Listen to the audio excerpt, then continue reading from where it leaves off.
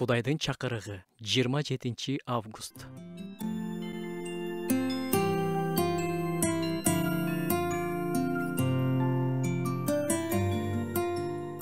Баланы башынан түз жолго сал.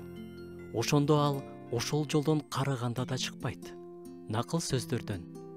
Балдарыбыз бизге кыска убакытка берилген белектер. Биз менен болгон учурунда салып койгон нерселер алар менен бирге аягына чейин болот. Биз ата-энеси болгондуктан алар ымыркайынан бизге таянышат. Бизден жакшыны гана күтүшөт. А биз аларга эмне салып жатабыз? Өмүр сапарына чыгып жатышканда алардын баштыктарына эмне салып берип жатабыз? Биз менен жашап жатышканда алар өздөрүн кандай сезе алышты? Ушул суроолорго жооп алардын кийинки жашоосу кандай болорун көрсөтөт. Бизден коргоо күтүп жаткан учурда биз аларга кол салган жокпузбу? Бизден кабыл алууну күтүп жаткан учурда аларды тескерисинче уяткарган жокпузбу? Бизден сүйүү күткөн учурда аларды соттогон жокпузбу?